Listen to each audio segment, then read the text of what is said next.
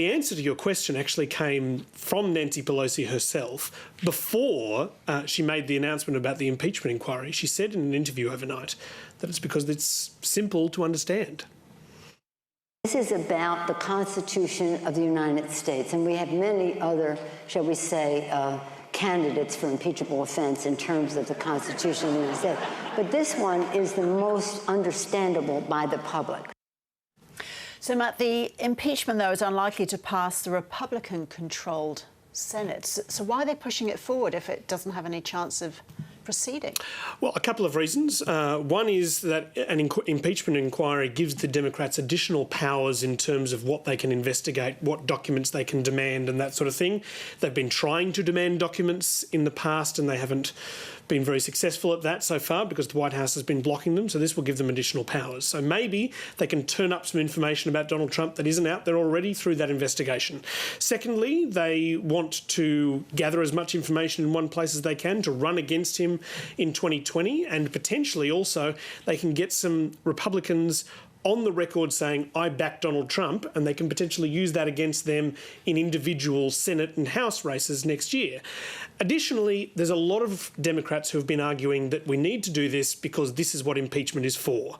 If a president asking for help from another country in his election campaign isn't what the Founding Fathers had in mind for impeachment, then what is? And it also, if we don't impeach him, then potentially it gives future presidents the green light to do this sort of thing as well. So potentially, even if it is politically damaging for them, a lot of Democrats argue that you need to do it on principle. As we've already heard, President Trump has called the efforts garbage, and he says he'll release the transcript of his phone call with Ukraine's leader as early as tomorrow. Will that exonerate him?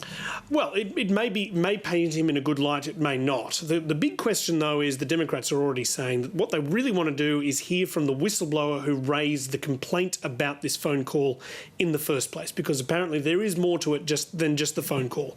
There are more facts involved here.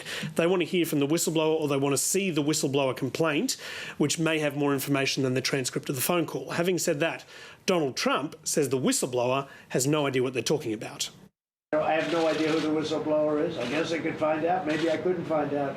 But they say it was a very partisan person, the whistleblower. But it was second or third hand. Never heard the call. But I have better than that. We have the whole transcript of the call. So could all this blow up in the Democrats' face and actually work in Donald Trump's favour? Well, that's what the White House has been saying. The White House has been saying for ages that come and impeach me. It'll work in my favour. Remember Bill Clinton? The Republicans really struggled at the midterm election after they ran an impeachment inquiry into Bill Clinton. They're hoping that it'll be a repeat of that. The Democrats have been thinking about this a long time, doing a lot of political calculus.